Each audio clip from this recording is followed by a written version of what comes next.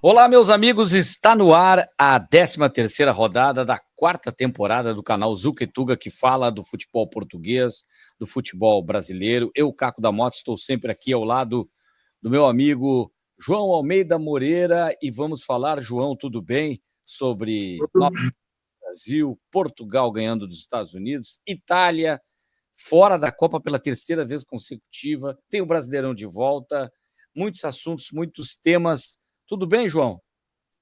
Tudo certo, Caco. Estava aqui vendo agora mesmo, parece que é uma notícia de última hora que eu estava aqui vendo na Sport TV, que o Botafogo encaminha a contratação, estou a citar a Sport TV, encaminha a contratação de Franklin Carvalho, ex-auxiliar de Artur Jorge. Ou seja, pode vir mais um treinador português, desconhecido, né, porque é um auxiliar para o futebol brasileiro, no caso para o Botafogo. Mas encaminha, né? Não está certo, mas era só para dar essa notícia aí de última hora, pelo menos no horário em que a gente está gravando, né? De repente já passa a ser notícia velha daqui a um tempo. Mas bom dia a você, boa tarde. Não era daqueles que se falava, né? Não.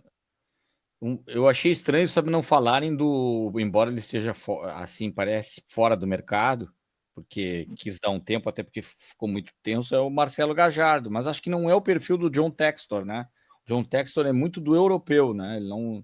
Ele até pegou o Anselmi, enfim, mas eu acho que se ele for preferir, assim, ter uma preferência, é pelos técnicos europeus, uma coisa assim mais ligada, essa coisa dele investir no futebol da Inglaterra, dele ter investimentos por lá. Até um certo... Ele não chega a dizer isso, né? Mas parece assim não gostar muito dos técnicos brasileiros, embora tenha tido suas experiências, mas o Botafogo aí que dá o gancho para a gente falar das novas caras do Brasil, que é justamente o Danilo do Botafogo, não o Danilo lateral, o primeiro confirmado na Copa do Mundo, Danilo lateral e zagueiro, confirmado por Ancelotti na coletiva, mas quem jogou demais contra a Croácia, fazendo gol, inclusive uma bonita jogada do Vini Júnior na vitória 3-1, foi o Danilo, uma das novas caras do Brasil, que era um jogador que já tinha entrado contra a França e dado uma dinâmica diferente. Além de futebol, o que eu vejo hoje, João, que é fundamental, inclusive comentei o jogo da Holanda e do Equador, empate por 1-1. O Equador apresenta uma intensidade no futebol, uma força física impressionante. E por isso fez frente com a equipe da Holanda, inclusive o Plata sofre uma penalidade, jogou demais o Plata do Flamengo, por essa explosão, sabe? Não é só a questão qualidade, que o Vini Júnior mostrou ontem jogando mais do lado esquerdo, onde ele atua melhor, e aonde joga no Real Madrid, fazendo a jogada, e o Danilo sendo um jogador explosivo, chegando na área, e que deixa até o Casimiro pequeno, na minha opinião. O Casimiro sumiu da seleção, porque o Danilo toma conta tanto do meio de campo que o Casimiro virou um cara assim mais burocrático. Eu tô aqui para cuidar da área, para dar uns passes, eu sou um cara importante, mas o cara que explode no meio de campo e acaba ajudando o próprio Matheus Cunha, como sendo, parece mais próximo do 10, o melhor próximo do 10, não ainda um meia, mas um ponta de lança, um cara de frente. E aí depois entra o Endrick espetacular também. O Endrick dá vontade de olhar para o jogo, tem gente dizendo, nossa, estão fazendo muita campanha pelo Endrick, é o novo Ronaldo. Não, ninguém está dizendo isso. Mas o Endrick, ele encanta pela sua vontade, a volúpia, essa intensidade que a gente fala, brigando pela bola e dando passes com qualidade, partindo para cima do adversário. E eu vou incluir nessa lista o Luiz Henrique já também, como uma novidade, até mesmo daqui a pouco, não sei, João, quero te ouvir também, tirando o próprio, disputando uma vaga mano a mano com o Estevão, que é muito bom jogador, acredito que é o titular, mas olha o Luiz Henrique por esse 1 contra 1, ir para cima, essa coisa do Luiz Henrique, muito forte. Agora o Brasil sem o Rafinha, deve ser muito difícil para o Endrick jogar. E eu nunca tinha visto, pela primeira vez, eu vi um pênalti que vale uma vaga na Copa do Mundo.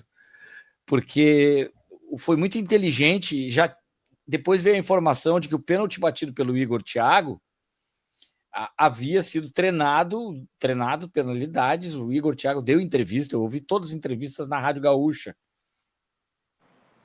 O Oliveira, o repórter da Rádio Gaúcha que estava lá, ouvindo todo mundo, fez pergunta para ele se sentindo muito à vontade, e aí numa das respostas, antes da pergunta do repórter da rádio, ele falava que não, a gente treinou aquilo, mas eu vi a imagem que poucos viram, até o outro colega meu colocou no Instagram dele que pouca gente viu, eu estava vendo pela GETV, eu vi na Globo, o Ancelotti faz um sinal, dá aquela cortada de câmera rápida e o Ancelotti faz um sinal na hora da penalidade sofrida pelo Endrick, que era o recado de que não era o Endrick que ia bater, era outro jogador.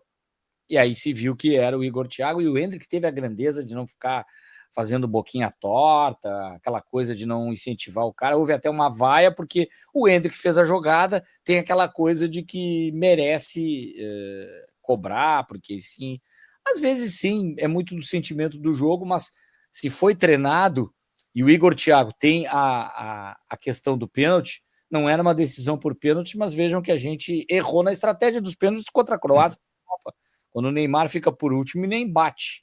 Então tem uma hierarquia, tem uma ordem, tem um critério do técnico.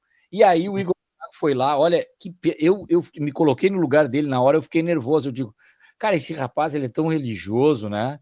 Ele agradeceu a Deus várias vezes, acho bonito isso, essa crença dele, mas ele tá merecendo também pelo que ele tá fazendo. Mas que bola pesada, eu fiquei pensando, se ele erra esse pênalti, olha, certamente o Ancelotti ficaria assim, nossa, eu tô com ele, gostei dele para a Copa, mas, pô, chegou numa hora do amistoso, quando eu peço para ele bater, ele me erra o pênalti, e ele bateu com uma precisão, botou para dentro do gol, e o Brasil precisando de um 9-9, esse cara cresceu muito no meu conceito já há algum tempo, e acredito que plantou um pezinho também na Copa. Essas são as novas caras, ele não é tão novo assim, tem 24, mas o novo que a gente coloca, novas caras, é que eram aquelas caras que ainda não estavam sendo protagonistas, João. Eu acho que o Danilo Santos, né, vamos chamá-lo assim, eu ouvi alguns narradores chamando ele de Danilo Santos e o Danilo do Flamengo de Danilo Luiz, para não confundir, né? O Danilo Santos, tanto jogador do Botafogo, melhor, formado pelo Palmeiras, eu acho que, traduzindo isto já para os 26 finais, eu acho que ele pode ter ultrapassado o André Santos, né? No conceito do Ancelotti. É evidente que ele não vai ultrapassar o Bruno Guimarães, né? Porque o Bruno Guimarães está muito sólido ali ao lado do Casimiro, mas como reserva do Casimiro, que o Ancelotti insistia muito em André Santos, eu não sei se o André Santos estará tão em alta nesse momento, depois do Danilo Santos ter enchido o campo, né, na primeira parte. Eu acredito que possa ser ali aquela dupla de volantes, ser Casimiro com o Fabinho como reserva direto e Bruno Guimarães agora com o Danilo Santos como reserva direto, né? Eu acho que ele dá mais jogador, é mais importante, chega mais na área do que o André Santos, a não ser que o Ancelotti leve 5 jogadores para essa região do campo, que também é bem possível, ou então que ache que o André Santos possa ser o reserva direto do Casimiro, e aí quem cair era o Fabinho. Mas eu acho que o Ancelotti vê o Fabinho mais como clone, digamos, entre aspas, do Casimiro. Mas enfim, exato. Isso é um dado. O outro dado é que o Neymar ficou com uma porta ainda mais estreita, né, para entrar nessa Copa, porque muitos dos que se destacaram foram jogadores de ataque, né? Você falou já do Endrick, não vou acrescentar nada ao Endrick, mas o Endrick é assim de vez em quando, realmente, quando ele está motivado, é um jogador que é decisivo, porque é muito explosivo e precisa de muito pouco tempo para aquecer no jogo, né? Ele entra e já decide, já parece que já estava lá desde o início. E ele tem estrela, parece, na seleção, né? Eu não gosto muito de falar dessas coisas, mas essa mística, mas é impressionante como ele brilha na seleção. Ele não sente o peso da camisa. E o Luiz Henrique voltou a mostrar que é um jogador muito importante, um parte para cima, diferente do Estevão, né? O Estevão é mais no drible, mais cortando para dentro. O Luiz Henrique não, aposta mesmo na velocidade, joga a bola para a frente e ninguém pega ele. E por isso, tendo essas duas características um pouco diferentes, sendo dois grandes jogadores, eu vejo que é que o Neymar poderia acrescentar ali. Já acho muito pouco. E eu sou um defensor, para quem acompanha a gente, que o Neymar fosse. Havia lugar para mais um jogador com aquelas características, até pelas características mentais e pelas características fora de campo, de mais um cara com quem dividir responsabilidade, mas a distância técnica é tão grande nesse momento que realmente o Neymar fica com a porta muito estreita para entrar. Até porque, além do Luiz Henrique se ter destacado e o Endrick, o Igor Thiago, como você também já falou, fez um gol e o Martinelli fez outro. Né? O Martinelli, que eu acho que está mais ou menos certo. O Matheus Cunha fez o passe para o Vini Júnior, um passe muito bom a rasgar ali a defesa da Croácia. Depois o Vini Júnior fez uma jogada a Vini Júnior, né? Finalmente se viu bastante de Vini Júnior na seleção, né? Portanto, ainda há Rafinha, ainda há centroavantes mesmo, não só o Igor Thiago, mas o João Pedro, que é um jogador que está num bom nível no Chelsea, que é um grande clube. Enfim, começa a haver pouco espaço para o Neymar. Agora depende dele, não é? Depende dele nesses 14 jogos que o Santos vai fazer até à convocação, dele, pelo menos em alguns deles, brilhar. Mas nesse momento eu diria que o sarrafo está alto demais para o Neymar. Ou como se diz em Portugal, a gente não usa tanta expressão sarrafo, a gente usa fasquia. A fasquia está alta demais para o Neymar entrar nessa. A questão dos outros jogadores, né? A gente não citou porque nem brilharam tanto, mas acho que cumpriu o papel o Ibanhas como uma espécie de reserva para o caso o Militão não se recupere. Isso. Parece ser isso. Ele quer ter um zagueiro ali como opção para a lateral direita, né? Um zagueiro embora o Danilo é meio que o do Militão, né? Embora o Danilo também possa fazer isso. Aliás, o Danilo joga em todas. Se você quiser, o Danilo joga na esquerda, na direita, joga em todas. Até volante ele pode jogar. Tá com cara de que daqui a pouco vai ser capitão, né? Essa coisa de que já convocar o cara, já dizer que é o primeiro, parece que tu tá dizendo assim, esse é o cara, é o meu capitão, é o meu líder, enfim. Eu acredito que Marquinhos seja o capitão, né? Pois Casimiro e ele tá aí nesse grupo, né? Talvez o Alexandre, não sei, o Neymar se fosse. Tem muitos líderes, né? Às vezes não precisa o capitão ser essa coisa do goleiro, por exemplo, o Alisson é líder também. É líder, mas fica distante, fica distante do juiz, é melhor o cara do meio de campo. Pensar colocar o Vini Júnior no grupo, talvez como quinta opção, mas para dar aquela liderança técnica também, para responsabilizar um pouco mais, enfim, não sei.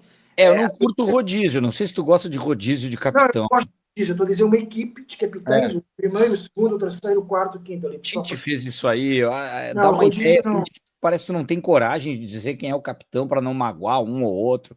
Tem que rodízio escolher um é o capitão, e não significa que ele seja mais do que alguém. Às vezes tem até um que é mais líder, mas para capitão, e aqui o capitão ele tem uma estratégia, aquela coisa com o hábito, a comunicação. Eu acho que o Marquinhos está bem entregue mesmo.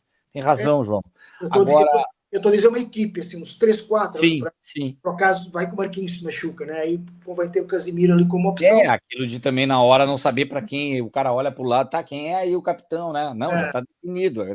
Esse aqui é o segundo, tá tudo definido.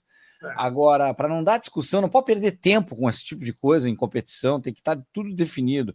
Quando tiver sequência de pênaltis, quem é o primeiro, o segundo, o terceiro, até o 10º, se tiver, é difícil, mas sei lá, se tiver uma 10ª cobrança, aquela que o goleiro vai para a cobrança, daqui a pouco o Alisson bate mais que um zagueiro, vai ser o Alisson, o cobrador, não sei, mas tem que estar tudo muito organizado. Aí eu vejo assim, que também o Sara ele já viu, deve ter visto nos treinos, que é uma reserva para o Paquetá, mas aí você falando agora, confesso que não tinha pensado nisso, mas ainda há uma chance, talvez, do Neymar entrar como esse cara do meio aí, que nessa vaga porque esse meio aí é um pouco mais atacante mesmo, mas esse cara que pode ser um 10, um armador, uma coisa assim. Agora, sem a intensidade que o futebol exige, o que o Neymar tem? Muita técnica, acima de todos os outros. Pode ser que hoje não, pela questão física, que é o que eu vou falar. Mentalmente, fora de campo, um pouco mais complicado. Assim, a vida, as ideias, o planejamento da carreira, essas coisas de jogar pôquer.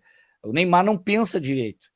Não leva isso para dentro de campo, porque dentro de campo ele tem uma personalidade tipo a do Endrick que a gente falava. Tem muita personalidade.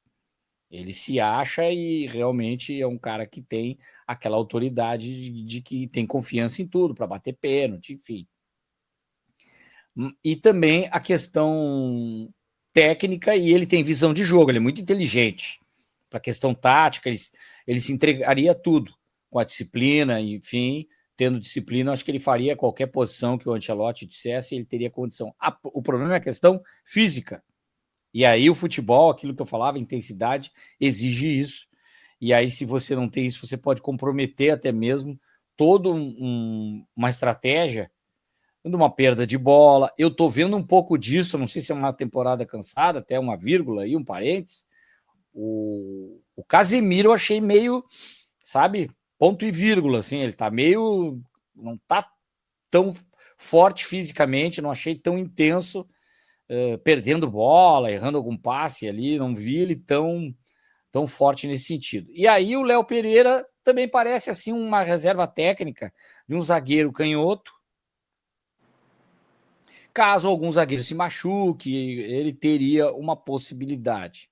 Agora, claro que há dúvidas. Eu vejo que o Igor, Thiago e o Hendrick ainda brigam por uma posição, mas o que está certo, né, João? Aqueles que não foram convocados para essa última, que a gente falava, Pedro, companhia, né? Caio Jorge, aí muito difícil. A não ser o Vitor Roque, a não ser o futebol é muito dinâmico, essa questão de machucar. Acontece aí um problemão, jamais a gente espera. O Rodrigo é um que passou por isso, mas daqui a pouco acontece uma série de lesões, tomara que não, acredito que não vai acontecer. Aí sim ele vai ter que puxar da lista que ele tem de baixo lá esses outros jogadores, e ele já deve ter naquela lista de uns 40 nomes puxando alguém, mas parece que a lista está muito próxima da realidade. Só depois tem que ver o time titular, que talvez mude essa questão do Danilo, se o Bruno Guimarães ainda não estiver bem fisicamente no primeiro jogo, pode ser que o Danilo comece, e muito mais eu vejo o Luiz Henrique e Estevão agora disputando, porque depois ali, não sei, é Matheus Cunha, Rafinha e Vini, né? O quarteto esse. Deve ser a volta disso, sim. Eventualmente em algum jogo mais ali de mata-mata, assim, com um adversário mais forte, talvez ele opte, não sei, por incluir Casimiro, Danilo, Santos e Bruno Guimarães, né? E depois só 3 lá na frente, mas enfim, isso ainda é muito. Isso depois, às vezes, na Copa, né, a gente há jogadores que ninguém esperava e que se tornam titulares e até pilares, né? Eu lembro na última vez que o Brasil foi campeão do mundo, o Kleberson era a última opção ali para o meio campo, né? E de repente, com a lesão do Emerson, né? Que o Emerson saiu, entrou o Ricardinho, o Kleberson tipo que subiu um degrau e depois tomou conta. Acabou por ganhar a vaga, eu penso que do Juninho Paulista, né? Porque o Juninho Paulista é um pouco Isso. mais leve, mais ofensivo, e o Kleberson dava ali mais força. Então há sempre assim, algumas novidades que a gente não está esperando, algumas surpresas. Inclusive, o próprio Danilo Santos já é uma surpresa agora, porque o Danilo Santos há 3, 6 meses não era cogitado, né? De repente agora entrou em boa forma no momento ideal para fazer parte dos 26. Eu tinha falado no episódio anterior que bom que o Danilo Santos foi chamado, o Igor Thiago, eu estou muito feliz com o próprio Rayan, mas o Rayan, pela entrevista, conto com ele é um jogador que queremos para o futuro, que dá a entender a renovação de Ancelotti, está bem encaminhado, deve ser anunciado, para que ele tenha mais um ciclo de Copa, porque o Brasil não é favorito para a Copa, ele tem poucas chances de ser campeão, embora corra por fora, mas a gente não vai tirar nada do que aconteceu contra a França, mesmo com os titulares. A França muito acima do Brasil. A Croácia também tira acho que está ficando mais velha, tira o Modric ali. Ele não joga todos os jogos. Quando tem jogo com as equipes menores, nas eliminatórias foi assim, ele sai. Ele não tinha jogado no amistoso anterior, começado pelo menos. Ele entra contra o Brasil, mas ele sai depois, cai muito a seleção, entra até alguns jovens ali. Mas, enfim, eu vejo que. Sim. Eu queria dizer duas coisas muito rápidas. É que eu acho que o Alisson mesmo jogou parado, né? Mesmo parado, ou seja, sem jogar, eu acho que ele se cimentou como número 1, porque nem o Ederson nem o Bento foram muito bem, né? O Ederson errou muitos passes com os pés no jogo com a França, e ontem o Bento tem responsabilidades, né, no gol da Croácia. Enfim, não deixam de ser dois bons goleiros, mas acho que o Alisson, mesmo sem ter sido convocado por causa da lesão, né, acabou por marcar pontos como o número 1 da seleção. Isso por um lado. Por outro, eu acho que é um pouco, soa sempre assim um pouco a crueldade, né? Dizer ao Ryan, olha, você tem que esperar pelo próximo ciclo, mas o próximo ciclo é só daqui a 4 anos, da próxima Copa. É muito tempo. Mas isso é um problema que o Brasil tem, por quê? Porque o Brasil só atribui importância à Copa do Mundo. Lá em Portugal, se alguém não for nos 26 convocados agora, todo mundo vai dizer, mas vais no próximo ciclo da Eurocopa, porque a Eurocopa é vista em Portugal e nos países europeus como quase tão importante, quase ali, 10-9 ali, como uma Copa do Mundo. Só que aqui no Brasil ninguém está nem aí para a Copa América, né? Porque você vai dizer ao Ryan, olha, você aí na próxima Copa América você já está aí, de certeza, aí no grupo. Ele vai querer saber da Copa América, né? Isso é um problema que o Brasil tem. Eu não sei se os outros países aqui da América do Sul também têm, ou se é um problema só do Brasil, que só tem foco em Copa do Mundo, e isso depois acaba por virar um pouco cruel. Né? Eu acho que as outras seleções menores, a Copa América é tudo. Quando o Chile ganhou a Copa América, foi maravilhoso. O próprio Uruguai, do jeito que está, sim. A Então, Argentina, pelo sangue. Argentina, que é a minha dúvida, será que a Argentina, eu acho que é mais importante. Pelo sangue, pela rivalidade com o Brasil. Só que eu vejo agora, de tantas perdas que o Brasil teve em Copa América, a verdade é assim, o duelo Brasil e Argentina, se for a final contra outra seleção, cai um pouco o duelo, a importância para o brasileiro. Claro que o Uruguai, historicamente, também tem, mas não é a mesma coisa. Só que assim, se perder para qualquer um que não seja a Argentina, fica ruim para o Brasil, pega mal. Agora, é um título que é importante agora, eu acho que ele vai se valorizar de novo. Você pegou bem. É uma espécie mal comparado, né? Perdão pela comparação, uma espécie de estadual, né? Porque assim, é como uma estadual para os clubes, né? Se você não ganha, é uma coisa. Se ganha, só ganhou uma a Copa América. Sul-Americana, às vezes, também, sabe? Só ganhou a Copa América em vez de ganhar. É a mesma coisa que ganhar um estadual para os times grandes, às vezes. Né? Exatamente. É muito parecido isso. É que o Brasil também é tão grande, essa questão de estadual acaba sendo desvalorizada. E a Europa é tão grande e tem tantas seleções, né, que aí a gente fica um pouco mais atrás nesse sentido. Agora, só para não deixar de citar, entraram jovens no segundo tempo, a gente começa a falar de alguns nomes, Copa do Mundo, tudo bem que a gente aqui é Zuca e Tuga, mas enfrentou o Brasil, pode enfrentar lá na frente outras seleções. O cara que fez o gol, o Lovro Madia, que joga no Wolfsburg, ele é apontado como uma espécie de sucessor do Modric. Claro, todo mundo guarda proporções, ele não vai ser igual ou nem melhor, mas ele é o cara que pode assim substituir um pouco da liderança técnica, e ele mostrou ontem a qualidade, uma bola difícil, ele já meteu de primeira entre dois zagueiros e fez o gol da Croácia. E aí a Europa é tão grande, tem tantas coisas que acontecem que algumas seleções grandes ficam de fora, outras já classificadas, como Portugal, está se preparando sem Cristiano Ronaldo e ganhou dos Estados Unidos, João. É uma vitória boa, né? Foi acima do que eu esperava. Ganhar dos Estados Unidos nos Estados Unidos, é que os Estados Unidos a gente tem sempre uma espécie de preconceito, entre aspas, né? Que a gente, Estados Unidos, mas os Estados Unidos é uma seleção que está sempre no top 20. Grande, quando eu digo grande, é uma boa seleção. Está sempre no top 20, tem jogadores espalhados por alguns dos meus clubes europeus. Então, ganhar lá na casa deles por 2-0 é um bom resultado. Claro que é um resultado amistoso, não é muito importante.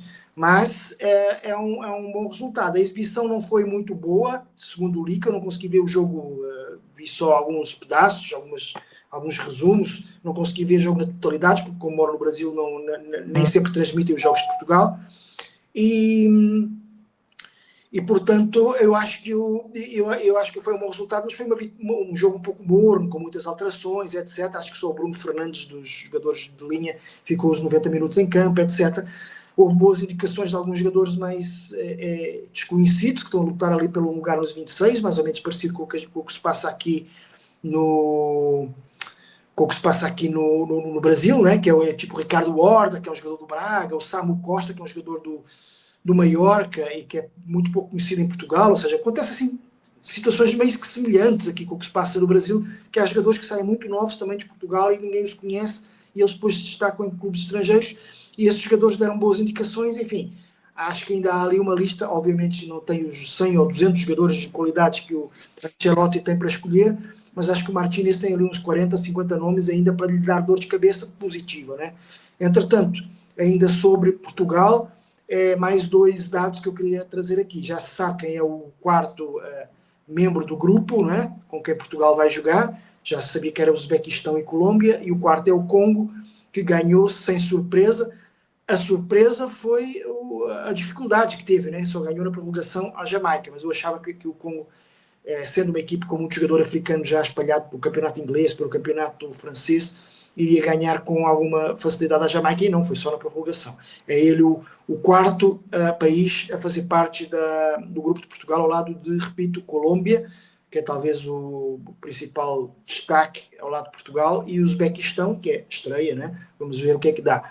E, entretanto, só mais um dado que eu queria dar é que, mesmo apesar da vitória de ontem do Brasil, Portugal ultrapassou o Brasil no ranking FIFA. Ainda não é oficial, mas os jornais todos já falam nisso. O Brasil, se não tivesse ganho a Croácia, arriscava a cair para sétimo ou oitavo, inclusive ficar atrás de Marrocos. Ou seja, não seria o time mais bem classificado do próprio grupo. Isso vale o que vale, né? O ranking FIFA é uma coisa, é só um método para a FIFA depois poder escolher os cabeças de chave, etc. E agora, como os cabeças de chave já estavam escolhidos antes disso, tinha pouca importância. Mas como nós somos um programa Zuka e Tuga, queria referir que Portugal ultrapassou, porque empatou com o México e ganhou aos Estados Unidos. E o Brasil, que estava à frente de Portugal, perdeu com a França e aí perdeu alguns pontos, e a vitória com a Croácia não foi suficiente. E neste momento seguem os dois ali lado a lado, o que é curioso, não é? É um critério. Como é um grupo Zuka e Tuga, um programa chamado Zuka e Tuga, é curioso que as duas seleções estão nesse momento lado a lado. Se você ver a campanha das eliminatórias do Brasil, eu falava aqui, estava ontem de novo fazendo Holanda e ontem, para quem está vendo, para quem está assistindo nessa quarta-feira, controlando o Equador foi a segunda colocada das eliminatórias, à frente do Brasil. O Brasil foi quarto, então, mesmo classificado, enfim. E se a gente for pensar nos resultados que teve Portugal recentemente, tudo que tem conquistado também nos últimos anos como seleção, fazendo bons enfrentamentos, ela realmente merece essa posição, só que o critério é os resultados mais recentes. Agora, desempenho, eu já vejo. A gente chegou a gravar alguns programas em que a gente falava que o enfrentamento, eu não lembro a sua opinião, mas eu falava que Portugal tinha um certo favoritismo, estava vivendo um melhor momento. Hoje eu já vejo o Portugal encarando o Brasil já com um certo problema. Era o período mais Dorival, aquilo, nada contra o Dorival, mas o Ancelotti, e mais próximo da Copa, o Brasil parece mais robusto. Agora, Portugal, Congo, Uzbequistão e Colômbia, acho que é isso, né, João? Colômbia, a segunda, aquela que briga ali com Portugal, embora não seja aquela Colômbia dos anos 2000, dos anos 90, enfim, que eu acho que o Equador tomou essa posição no futebol sul-americano à frente da Colômbia há um bom tempo, mas são semelhantes, assim, sempre tem um jogador na Europa de qualidade, sempre tem algum jogador assim, mas acho que ainda vai muito pelo Rames, que não é mais aquele grande jogador. Mas tem o Luiz Dias, do Bayern. O Luiz Dias. Aliás, essa é uma pauta que se a gente lembrar de cabeça, né, alguns que jogam em Portugal e no Brasil também, né, a gente fala muito dos brasileiros e portugueses, mas aqueles que jogam fora e são estrangeiros no Brasil, o Plata foi muito bem contra o Equador, mas eu vejo aqui só antes disso, que eu vou passar a classificação e a gente talvez lembre de outros jogadores aí, para a gente já ter uma ideia do mapa, um pouco do Mundial.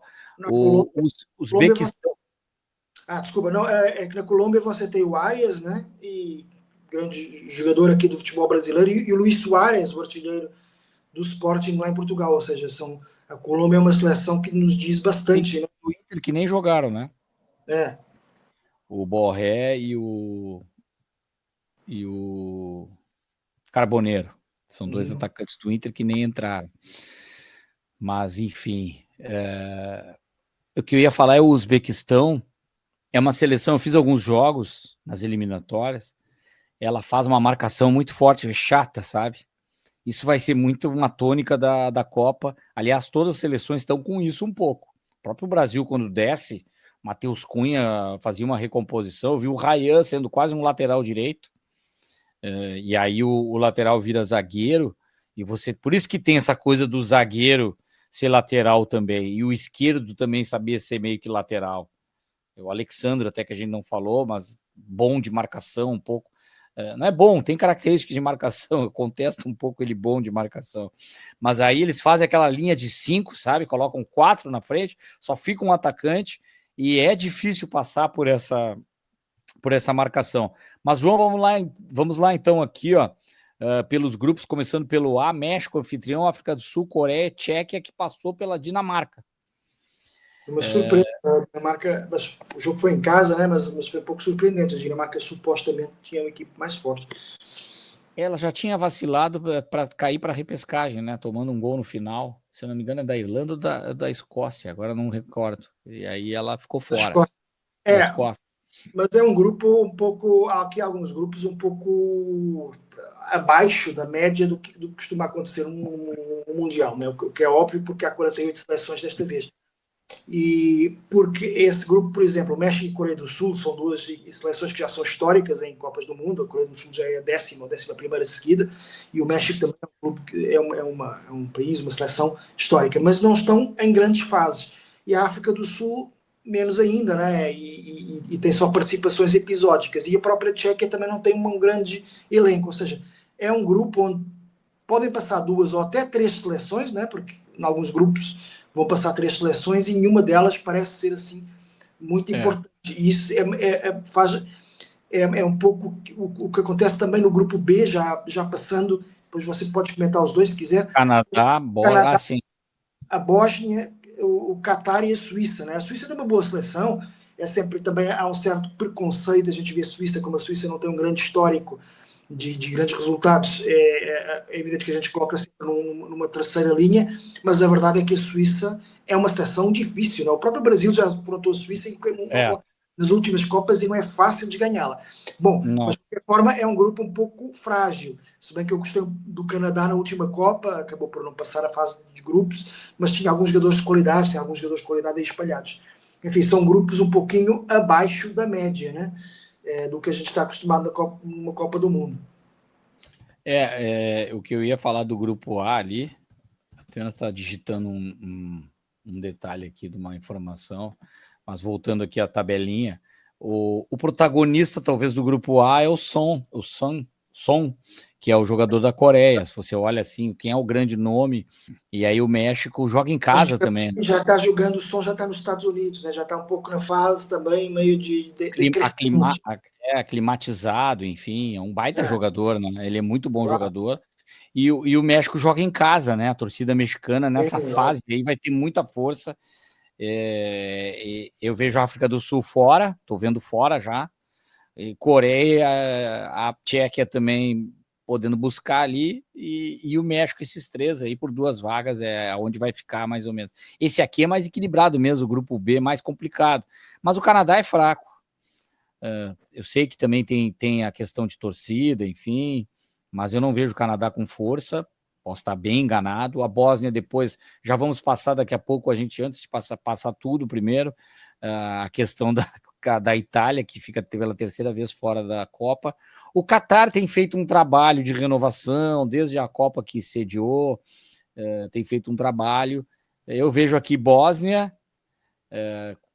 e a própria Suíça favorita. Brasil, Marrocos, Haiti, Escócia. É Brasil e Marrocos. A Escócia pode de alguma forma incomodar, mas eu não acredito, pelos amistosos, pelo que se viu. É Brasil e Marrocos aqui, está mais cravado já. Mas é que em vários grupos passam 3, né? Então a Escócia também pode passar. Não, claro, sim, eu estou dando os 2 primeiros. O terceiro, sim, claro. Aí o outro critério é aquele do terceiro. O Haiti, à partida, é o mais fraco, não há dúvida nenhuma. No grupo D, os Estados Unidos é tal questão, né? Joga em casa, é uma seleção que é mais forte do que parece, às vezes, tem muito jogador espalhado aí pelos campeonatos europeus e já vai tendo alguma experiência em Copas do Mundo, Estados Unidos, né? Uma presença quase que constante. O Paraguai não é das mais importantes agora da América do Sul, mas ainda é o Paraguai, né? Um país de muito futebol. A Turquia está forte, né? Conseguiu se apurar agora, no final está forte, tem jogadores bons. E acho que a Austrália corre por fora, embora a Austrália também, mais ou menos como os Estados Unidos, também está sempre presente. Aí se são 13 e deixar um de fora, a Austrália é o que fica fora, os outros 3 brigam pelas vagas. E curioso que os Estados Unidos, até olhei o elenco e não sei por que não estava convocado, não sei se está machucado. O Johnny, que jogou no futebol brasileiro, no Inter, e foi para o Betis, depois do Atlético de Madrid, e é um jogador brasileiro, mas como tem a cidadania americana também, convocado para os Estados Unidos.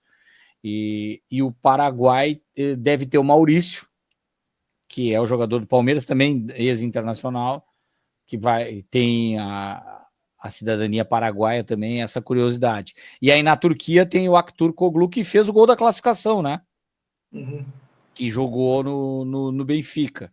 Aí temos a Alemanha, Curaçao, que Curaçao é aquela seleção que pisando na Copa vai tirar foto do estádio, vai desfrutar dos jogos Mas as outras 3 seleções do grupo são todas boas, né? A Alemanha, a Costa do esse Marfim grupo é complicado.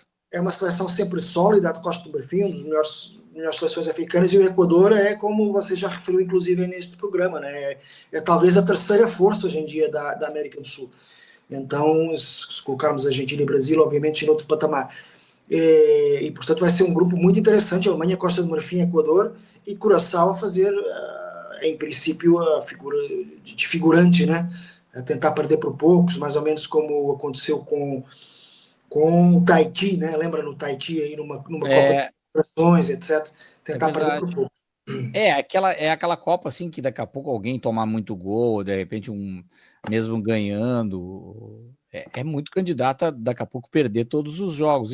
Embora o futebol hoje, a gente vai falar da Itália, essa coisa de camisa, isso aí não funciona tanto com estratégia tática e aquela intensidade física, essa marcação de 5 que eu falo, fechando espaços, dá para buscar por uma bola, daqui a pouco um empate, é bem possível que com estratégia as seleções consigam alguma coisa. O Equador, eu não fiz nenhum jogo, confesso que não estudei a Costa do Marfim ainda, mas sempre é muito forte. Agora, o Equador eu acompanho por causa da América do Sul e ontem comentei, estudei muito e estou muito encantado com o que o BKSS está fazendo, o técnico argentino no Equador, porque é um time de jogadores maduros e tem jovens talentos, está bem equilibrado, um pouquinho de problema no setor defensivo, mas é uma seleção que ela tem muita força física, muita intensidade, rouba a bola, ataca bastante, é híbrida, ela pode jogar tanto bem ofensiva contra equipes menores e também sabe se defender. Grupo F, Holanda, Japão, Suécia, Tunísia. Esse aqui,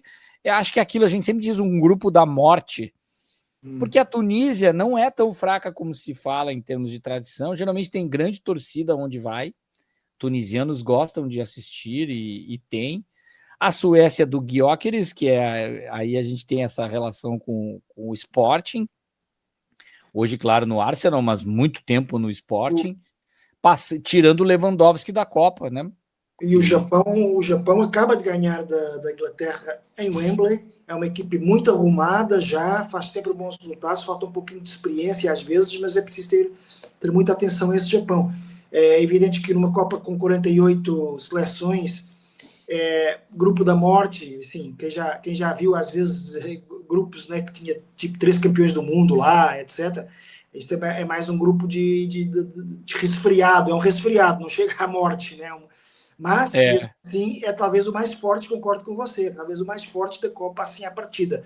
Porque, como você falou, Tunísia é boa, Suécia, embora tenha classificado de forma muito aflita, né, fez uma péssima fase de grupos, só se classificou por causa da Liga das Nações, o regulamento, etc. E Japão, eu acho que pode ser uma surpresa dessa Copa, e Holanda é a Holanda, né? Então, estou com você, acho que esse grupo F é, por exemplo, bem mais forte que o grupo G, porque o grupo G, Bélgica e Egito, bem à frente de Irão e Nova Zelândia. O Egito passou nessa madrugada aí, para quem está acompanhando nessa quarta-feira, Não, na verdade é o Iraque. Eu sempre faço confusão de Iraque e Egito. Mas o Egito do Salah, enfim, é uma grande seleção. A Bélgica sempre tem demonstrado bom futebol. E o Irã tem essa dúvida, até o Infantino foi a um amistoso bem estranho, assim, porque com a questão da guerra, o Irã fez um amistoso que parecia um jogo de esquina, assim, num campinho. O gramado era bom, mas era um campo, parece um campo de um bairro, assim, fez um jogo lá e o Infantino foi lá, deu uma entrevista falando que tá tudo com segurança, que o Irã vai ter que jogar nos Estados Unidos, não tem essa de querer jogar no México, vai ter... Eu não vejo muito clima, eu ainda vejo a possibilidade da Bolívia pegar essa vaga daqui a pouco, porque... ou alguma outra seleção, não sei. Enfim, se vai ser do continente, porque o Irã, se ele decide não jogar, vai abrir uma vaga. E aí, para ser prático, talvez pelo ranking, né? Daqueles que ficaram de fora pelo ranking, vai que colocam a Itália aí, né? Para dar um chamado Miguel numa seleção campeã, não sei, né? Se acontece alguma coisa desse tipo, mas é um grupo meio estranho. Acho que a Bélgica tem boas possibilidades. Egito, eu fiz um jogo Egito e Irã, mas muito descompromissado as duas seleções. Né? O Irã tem o Taremi, que também jogou no futebol português, no Porto, mas é uma boa seleção, a seleção do Egito. Eu vejo o Bélgica e o Egito mais forte aí. O Irã fica mais para baixo. Mas eu vi as duas se enfrentando num torneio amistoso, muito desinteressada, tanto que elas nem chegaram na final, as duas. No grupo H, por mais que nós possamos torcer para o Cabo Verde, né? Obviamente que Cabo Verde é a partida a seleção mais fraca, e a Arábia Saudita não está conseguindo, a sua seleção não está conseguindo evoluir como eu pensei que evoluísse por ter tanto craque lá no campeonato local. Os resultados, o apuramento, a classificação para essa Copa do Mundo foi difícil, e por isso eu vejo um grupo muito Espanha e Uruguai como protagonistas e os outros como figurantes, por mais que esteja sendo, admito, por Cabo Verde. Um Uruguai sem Cavani, sem Suárez, é um Uruguai se reinventando, Bielsa fazendo um bom trabalho, tem bons jogadores aí que aparecendo, o Valverde, enfim, mas ainda acredito que o Uruguai precisa de mais uma Copa para voltar a ser um Uruguai robusto, daqui a pouco uma organização, sempre teve um bom futebol, mas é um país muito pequeno e se não se organiza para formar uma geração tão forte assim, não consegue ter aquela... Sempre teve muita qualidade, mas é a que briga com a Espanha pela vaga. A Arábia Saudita, vejo... tenho visto o campeonato árabe também, os jogadores árabes não estão encantando. Eles, inclusive, são os que atrapalham a competição. Geralmente os de fora são os melhores e os sauditas não têm demonstrado muita qualidade. Está precisando de uma nova geração também. Futebol que está muito fraco. França, Senegal.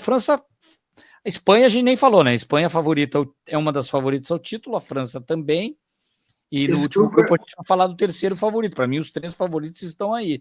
França, Senegal, Iraque, que entrou agora contra a Bolívia, e a Noruega. Esse grupo é pesado pela presença da Noruega. Esse grupo é muito forte, tirando o Iraque, né, que obviamente é a seleção mais fraca, mas o Senegal é uma das principais seleções africanas, já com bastante experiência, entra sempre em Copas do Mundo, já surpreendeu uma vez a França no Mundial 2002, no jogo inaugural. A França é, como nós vimos agora, podemos ver ao vivo e a cores no jogo com o Brasil, uma das seleções mais extraordinárias de todas, tanto que no segundo jogo, penso que foi com a Colômbia, né?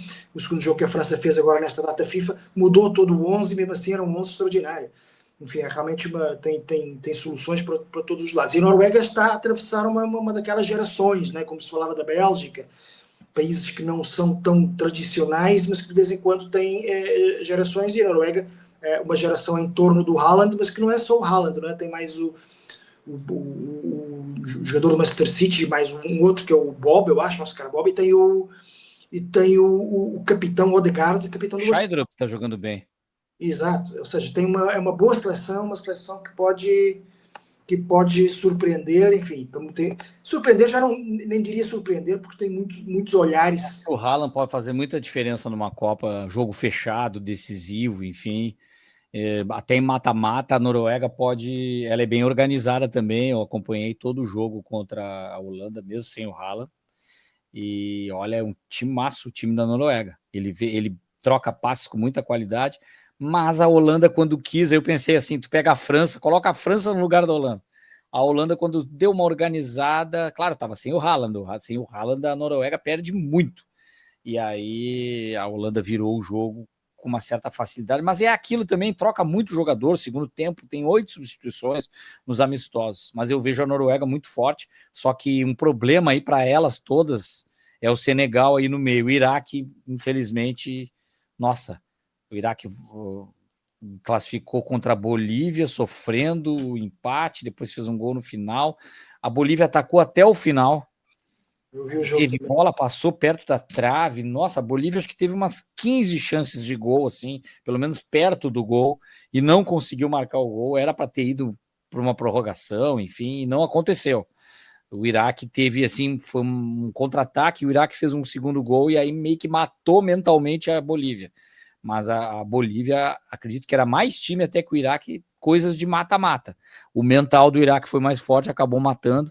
Falar em mental, Messi e companhia, se essa semana se falou, inclusive, que Messi estaria ainda por decidir se vai para a Copa, alguma coisa, uma notícia assim que não teria uma certa certeza. Eu duvido disso. Eu li isso, não acreditei muito. As Argentina muito forte pelo que fez. Os amistosos da Argentina se atrapalhou porque não teve finalíssima. E aí ficou meio confusa a agenda da Argentina, trocando adversários.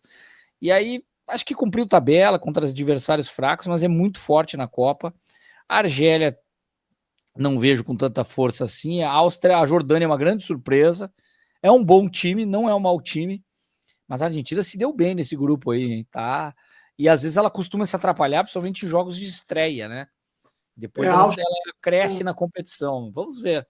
a Áustria fez uma boa Eurocopa, está bem organizada, tem alguns jogadores razoáveis que andam ali espalhados por Bayern Munique, inclusive, e outras equipes. Eu acho que a Áustria pode chegar um pouquinho mais longe do que se espera nesta Copa. Eu acho que é quem vai disputar com a Argentina. Obviamente, a Argentina supostamente é o primeiro do grupo, mas a Áustria eu acho que tem mais futebol do que a Argélia e do que a Jordânia. No grupo seguinte é o grupo de Portugal, que a gente já falou, né, com o Congo, o Pro L. e Uzbequistão e Colômbia, e depois o grupo L, o grupo final, que também não é fácil. Né? Inglaterra e Croácia, Gana, mais uma seleção africana de bom potencial, e Panamá. Vamos ver, Panamá obviamente correndo por fora, mas os outros três são candidatos a passar, porque, repita-se, podem passar três times por grupo, em alguns desses grupos. Né? Eu vi a tal da Conca Champions, cheguei a comentar jogos também. Panamá é bem organizado. E Gana sempre teve uma tradição de grandes jogadores, enfim. Croácia, Inglaterra, grupo complicado. O que eu digo assim, o Panamá, ele é aquilo que a gente chama, aquela equipe que não tem chance de classificação, mas vai que um dia tu tá meio mal organizado, se atrapalha um pouco, ela pode tirar ponto de alguém, e aí é que vai ser o ponto de desequilíbrio. Mas eu vejo Inglaterra e Croácia na frente, as equipes europeias, embora a Gana, com a força física, possa bater a Croácia e a Inglaterra, para mim, favorita disparada do grupo. Né? E aí, enfim. E É o que a gente... quem não está é a Itália, né? A Itália, a Pois é, gente não que coisa, né? tem 48 seleções e nenhuma delas é a Itália. Terceira vez, são tantos anos, eu fico pensando um jovem italiano que hoje o pai e o avô que estão contando a história, não, mas a Itália é tetracampeã mundial, e conta a história pro filho lá. O último E jogo com de 20 anos, com 20 anos, tem muita gente que não viu a Itália na Copa, porque, se viu, era criança, não vai lembrar, tinha 4, 5 anos, enfim, não lembra. O último jogo da Itália na Copa foi aqui no Brasil, né? A gente já esqueceu quase a Copa do Brasil e foi aqui, mas realmente, embora tenha jogadores de defesa e de meio campo que você vê no papel e que tem um nível, digamos que está ao nível do que a Itália, do que é ser uma seleção italiana, né? Os jogadores, tanto o goleiro, que é um goleiro de elite, como alguns dos zagueiros e alguns dos jogadores de meio campo são jogadores ao nível do que a Itália nos acostumou. A verdade é que no ataque falta muita qualidade no ataque. Eu ontem perto do fim do jogo, ainda antes dos pênaltis, houve uma falta ali junto à área, um livre direto a favor da Itália, perigoso, né? E quem foi bater foi o Tonali. Tonali, que é um ótimo jogador, mas é uma espécie de volante, né?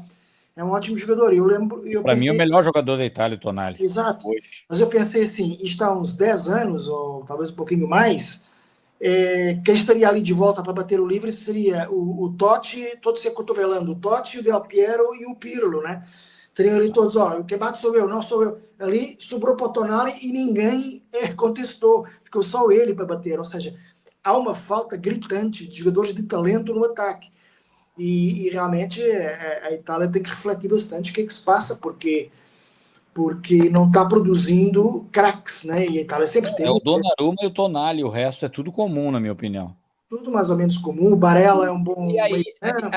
aí é que eu queria uma pauta contigo rápida dessa questão, porque pode valer para Portugal um dia, pode valer para nós do Brasil também. Nós que eu digo você também, João, porque você também torce para o Brasil, que eu sei, eu torço para Portugal. Mas você tem uma vivência no Brasil, meio brasileiro, meio português já. Agora, o que aconteceu? Por que a Itália chegou a esse ponto? Será que é o campeonato italiano recheado de estrangeiros e a preocupação dos clubes italianos em ganhar euro, ganhar campeonato italiano e rechear de jogador de outros países e perder a identidade na formação dos jogadores italianos? E aí a gente não vê a produção de italianos fora da Itália sendo aqueles caras protagonistas, grandes jogadores italianos que a gente vinha em outras épocas. O que acontece que o próprio Jorginho foi jogador italiano protagonista que está no Flamengo. No meio, só um parênteses, que no meio dessa seca a Itália foi campeã europeia, né? Ganhou um campeonato. É isso que eu tava. É uma coisa meio maluca isso, A né? Itália, de vez em Ali deu quando. uma ideia. Agora vai para a Copa, pelo menos, né? Nem que vá aos trancos e barrancos, como se diz, mas não foi. Então, o que vale para o Brasil também se discute muito isso. Será que esse estrangeirismo? Só que é assim, o Brasil ele produz tantos jogadores, é um país muito grande, é diferente. E aí ele produz tantos jogadores e eles são protagonistas na Europa. E aí você não tem a mesma identidade que os argentinos com a camisa brasileira, à vontade sim, mas a Argentina eu vejo assim mais entregue, eles são mais seleção do que nós nos últimos tempos, mas eu não sei o que acontece com a Itália, mas eu imagino que seja algo por aí. Não essa formação, a organização do futebol italiano para formar jogadores, coisa que Portugal está fazendo muito bem, de uns tempos para cá, como tem surgido garotos de Portugal de muita qualidade. A Itália não está conseguindo fazer isso. Eu acho que a Itália, eu acho que o excesso de estrangeiros não é problema, porque a Itália sempre teve muitos estrangeiros e tinha grandes seleções, né? E por outro lado, nunca houve uma geração tão boa da Inglaterra como agora, em que mais de metade dos jogadores dos times são estrangeiros. Eu acho que o problema há uma espécie de maldição do campeão. O Brasil não ganha desde 2002 e a Itália não ganha desde 2006 e a Alemanha desde 2014 também. A própria Alemanha, que é tão organizada, desde 2014 tem sido um fiasco em Copas do Mundo. Em 18 e 22 foram dois fiascos. E agora, em 2026, ninguém inclui a Alemanha como um dos favoritos, né? Ou seja, eu acho que essas seleções, eu acho que adormecem um pouco em cima dos louros. A questão do Brasil foi meio que aquela sensação de que a gente é o Brasil, né? A qualquer momento a gente pode chegar lá e tem tanto talento que é campeão. E com a Itália aconteceu mais ou menos a mesma coisa. Hoje em dia, o campeonato italiano, embora esteja recuperando a sua força, é dos campeonatos que eu ainda hoje em dia mais gosto de acompanhar, né, por toda a tradição, mas a verdade é que você vê, inclusive, os estádios são ainda aqueles, a maioria deles são aqueles comunais que não dão rendimento aos próprios clubes, né? A verdade é que a Inglaterra, talvez onde há mais tradição, os clubes derrubaram alguns dos estádios e colocaram estádios novos que dão dinheiro, dão rendimento. A Sim, Itália ainda tem uma máquina de fazer dinheiro o uma máquina estádio. de dinheiro que a Itália se deixou ficar para trás com os estádios muito antigos que pertencem às câmaras municipais, né, às prefeituras, né? E, entre outras coisas, acho que a Itália não quer dizer que isso seja o único problema, mas a Itália em muitas coisas se deixou, tipo, a gente, igual que o Brasil, né? A gente ganhou em 2006, porque realmente a Itália, a gente quando vai lá, de vez em quando a gente ganha mesmo e tal, e adormeceu em cima desses louros, não se renovou. E até a própria Alemanha acontece isso. Eu acho que essa maldição de dormir em cima dos louros das conquistas, que aconteceu tanto com o Brasil como a Touro Itália, de César. e com o César, no caso da Itália. E até a própria Alemanha está a passar por isso. A Alemanha ficou muito de salto alto, e a Alemanha não era costume acontecer isso, é um país muito organizado, etc. Mas eu lembro-me do Paul Breitner vir aqui ao Brasil, inclusive na altura da Copa, logo depois da Copa 2014, que a Alemanha ganhou com grande superioridade, e ele, em entrevistas à ESPN e a outros canais, teve por aí o Paul Breitner, grande jogador, campeão do mundo em 74, etc., vice-campeão do mundo em 82, e dirigente do Bayern Munique, ele estava a dizer que a Bundesliga ia ultrapassar a Premier League em breve, em qualidade. E a verdade é que está cada vez mais distante. E eu acho que houve também uma espécie de uma certa soberba. Acho que há uma certa soberba, e eu estou a referir a essas três seleções, que são precisamente as seleções com mais títulos, né? São as seleções que realmente são os três grandes, digamos. Brasil, acima das outras, até porque tem 5, e Itália e Alemanha. Mas respondendo à pergunta que está aí, a Itália é grande? Eu acho que não, ainda vai voltar, Não. obviamente, a ser grande, mas a questão é que perdeu um pouco esse papel para a França, né? A França, até você mais ou menos da mesma idade que eu, né, Caco? Ali nos anos 70, a França era um coadjuvante total, né? E de repente foi a partir dos anos 80, 90 que começou a ser uma das seleções sempre favoritíssimas. E o campeonato nem é tudo isso, né? É PSG e companhia. Exato. E o PSG é um time novo também. Nem tem tanta história assim. Os jogadores estão quase todos fora. Na França estão quase todos fora da França, tirando, obviamente, uns quantos que estão no PSG, porque o PSG tem um nível altíssimo. Mas tirando isso, são raros os jogadores que estão no Marseille, ou que estão no Bordeaux, ou que estão no Lyon, etc. Mas a França começou a produzir, e aí entra um pouco naquilo que você falou, começou a produzir jogadores de formação absolutamente extraordinária, né? Naquela região ali à volta de Paris, principalmente, que é uma região que tem milhões de habitantes, muitos subúrbios, etc. Os clubes pequenos ali, pequenos clubes de bairro, formam jogadores que são esses que a gente vê hoje aí. Africanos também, de qualidade, né? Jogadores aproveitam muito bem essa imigração, jogadores africanos, sejam da África do Norte, né, descendência argelina, marroquina, etc., seja da África negra, digamos. Exato, tem um tempero cultural cultural, e inclusive essa ginga do futebol, que eles são dribladores, são craques, os próprios. É encantador o futebol francês. Também aproveita muito bem, quem aproveita também muito isso é a Holanda, né? Com muitos jogadores também de origem africana, e Portugal também, né? Que tem sempre vários jogadores ainda hoje de origem africana, muitos deles nascidos no próprio país, já uns nascidos em Lisboa, outros em Paris, outros em Amsterdã, mas de origem de lá. É também um fator, talvez eu não tinha pensado nisso, mas agora a meio da conversa ocorreu, que a Itália não tem, né? Porque a Itália, como não teve colónias recentes em África, não tem essa possibilidade. Tem agora um jogador que é o Keane, teve um Balotelli, etc., mas tem pouco. Mas não consegue ter tanto isso, né? Não consegue ter pouco isso. Tem alguns com a imigração, mas não tanto como os outros países que tiveram. Tanto que às vezes ela naturaliza alguns também. Começa a naturalizar jogadores de outro país. E a Alemanha tem aproveitado, a Alemanha que também não teve grandes colónias nos últimos séculos, né? Mas a Alemanha aproveita muito a imigração, né? Tem muito jogador de origem ganesa, tem muito jogador de origem turca. E o Brasil, ele não tem isso, mas é que o Brasil é um país tão grande que ele parece um continente que você tem queira ou não, tem uma característica diferente de quem nasce no Sul, um pouco mais para o Rio de Janeiro, São Paulo, os nordestinos. Por natureza, né? Tem diferença cultural, até de torcida, de clube, e que dá um pouco esse tempero, né? Esse colorido. E aí acaba tendo essa questão interessante da maneira, do biotipo do jogador, da parte física, ser propenso a ser habilidoso, a ter essa questão do futebol. O que eu fico pensando é que o ex-grande, Itália não é ex-grande, mas não basta mais ser grande no futebol. Com os exemplos que você dá, João, que é a Alemanha, é a Itália, daqui a pouco a própria Argentina é campeã, pode sofrer algum tombo, o Brasil também. O Brasil já não é grande. Se você pensar hoje no futebol, se você for fazer os tops de linha, o Brasil sempre estava. Se você fizesse uma lista de 3, era difícil o Brasil não estar há muitos anos. Aí, desculpa interromper, mas aí eu só mudo o verbo. O Brasil é grande, o Brasil não está grande, não está grande. Não, eu digo, não, ele é grande. Grande é Como a o maior, Itália é né? grande, mas ele já não está no topo como antes. Ele já não Não, é o Brasil, se não vencer em 2026, e a partida é o mais provável que aconteça, é não ganhar, embora eu espero o contrário, espero que o Brasil ganhe, mas o mais provável é não ganhar, obviamente, né? Tem uma porcentagem aí de 10%, 15% de hipótese de vencer. Bom, mas se não ganhar, já vai ser o maior jejum de vitórias da história do Brasil, porque bate aquele jejum inicial, que é de 30, 34, 38 e 50, né? 4 Copas.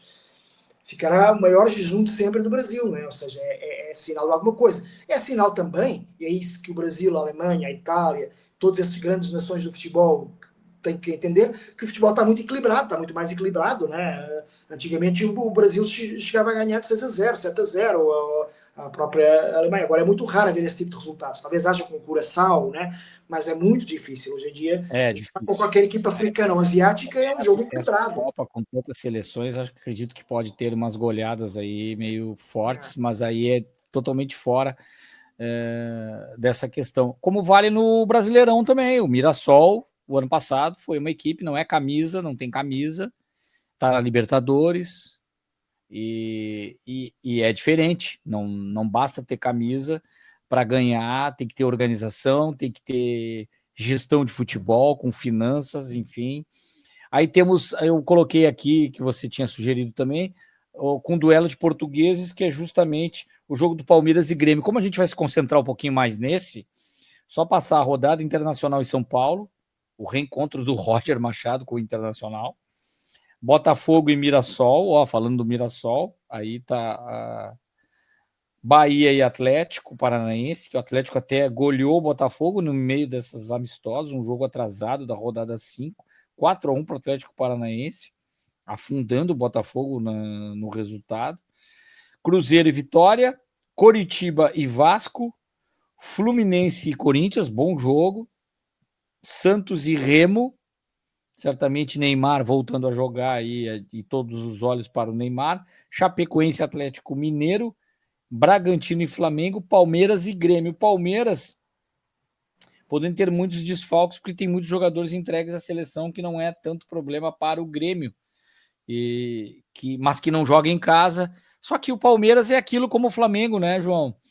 Não tem titulares, mas com os reservas também, e o equilíbrio de um técnico que está há muito tempo, que é o Abel Ferreira, nesse duelo com o Luiz Castro, que tem demonstrado ser um bom técnico, mas o Grêmio está com um problemão e que está pegando, e aquilo que eu falo sempre, o Luiz Castro, cada vez mais, ele tem conquistado o torcedor do Grêmio, principalmente por aquilo que é muito importante no Rio Grande do Sul, ter passado pelo Internacional, mesmo com um jogador a mais, uma goleada, enfim, mas o fato de não ganhar fora, de estar indo mal fora de casa e contra o Palmeiras sendo favorito, de novo o Grêmio corre o risco de ser muito criticado e daqui a pouco o trabalho inicial do Luiz Castro ser colocado assim, não digo já num checkmate, mas numa certa desconfiança, porque não consegue fazer o Grêmio jogar fora. Mas para mim isso não é o problema do Luiz Castro, ainda é um problema de elenco. O Grêmio tem um time titular, mas não tem um elenco robusto, por exemplo, contra o Palmeiras e contra outras equipes que têm jogado fora de casa, embora o Vasco daria para ter conseguido algo melhor e o Grêmio perdeu para o Vasco e perdeu bem perdido, podemos dizer assim. Mas o Palmeiras favorito Sim, para encarar a equipe do Grêmio mais uma vez, é o favorito ao título, juntamente com o Flamengo. A gente está batendo nessa tecla há muito tempo. Apesar de realmente haver vários desfalques, incluindo agora o Maurício, né, que se tornou internacional paraguaio, já falamos nisso. Eu tenho o Gustavo Gomes, tenho o Souza, tenho o Piquerez, que veio machucado. Tem o Emi Martínez, o Flaco, o Giai, jogaram os dois na seleção argentina. O Arias, ou seja, são vários jogadores que vêm, alguns cansados, outros lesionados, outros fora longe dos 100%, ou seja, isso pode dar uma chance ao Grêmio de equilibrar o jogo, mas o Palmeiras continua num outro tipo de sarrafo, né? Outro tipo de pegada nesse campeonato, né? Em relação ao Grêmio. O Grêmio tem aí um problema que é o Marlon, a lesão, aquela que é horrível, aquela fratura, e deve jogar o garoto Pedro Gabriel, ou daqui a pouco, como é contra o Palmeiras, o garoto é bom jogador, mas na visão do técnico Luiz Castro pode sentir, enfim, daqui a pouco improvisa alguém aí por ali, como o Vieri, que já jogou na lateral esquerda e que hoje está mais encaixado como uma das grandes peças do Grêmio. A outra vez até não foi mal em alguns jogos, mas não era dele a lateral esquerda, mas quem sabe se precisar ele vai bem. Mas essa dupla de zaga está muito forte, Gustavo Martins e Vieri. O Gustavo Martins ainda em alguns momentos sendo um pouquinho mais estável, e contra, acho que o ataque deve ser Vitor Roque e o Flaco Lopes, né? Então é um ataque que já está entrosado, mesmo sem esses jogadores todos. O Palmeiras é favorito para mais essa rodada, lembrando que ele é o líder do campeonato e o Atlético, com a vitória que teve, é o vice-líder agora. O São Paulo, podendo vencer o Internacional, daqui a pouco volta para essas cabeças aí. O Grêmio é oitavo colocado, um resultado negativo pode complicar a situação do Grêmio, sair fora pelo menos de zona de ainda é muito cedo. Agora o que chama a atenção é que o Flamengo já é quinto colocado, começa a crescer na competição e a tendência é que comece a mostrar o seu futebol. Você falou, o sarrafo está mais pesado, está mais alto, enfim, mas tem uma outra expressão aí no língua que nos desune, que é fasquia. Quando, por exemplo, no salto em altura, eu acho que fala salto em altura aqui, né? Nos Jogos Olímpicos, aquela prova em que... Sim, salto em altura. Salto em altura. Salto em altura e o salto com vara, que é aquele que tem a vara. Exato. Aquilo do salto em altura, aqui se fala, foi aí que eu notei mais, que aqui se fala que aumentou o sarrafo mais 2 centímetros, etc., né? À medida que eles vão saltando. Lá em Portugal é fasquia. E mesmo usa-se depois também essa expressão fasquia quando nestes casos, ou seja, tipo as exibições que a gente falou aqui, as exibições, as atuações do Luís Henrique, do Hendrick e outros, aumentou a fasquia, né? O Neymar, para chegar lá, tem que atingir essa fasquia, ou esse sarrafo, o sarrafo ficou mais alto, mas é essa a origem. Entretanto, muitas vezes se usa a palavra sarrafeiro em Portugal, a propósito do jogador que bate muito, que dá muito, que bate nos outros jogadores, sabe? Porque como se pegasse o sarrafo e batesse, aí o cara fala que é... É a única questão em que eu vejo, pelo menos na minha geração, talvez isso no passado se falasse mais, porque muitas palavras que se usam aqui no Brasil eram antigas em Portugal e deixou de se usar, e vice-versa, né? E talvez se usasse antigamente sarrafo noutras situações, mas para mim sarrafo é sarrafeiro, né? É só de sarrafeiro, aquele cara é um sarrafeiro, o cara que faz faltas toda hora, né? Mas de resto é fasquia, né? A fasquia está mais alta. Essa coisa de sarrafo alto, tem teto alto, régua alta, a questão de prateleira também, a prateleira mais alta, a prateleira mais baixa, mas é uma expressão que aí eu sempre falo aquela coisa, o Brasil é gigante, né?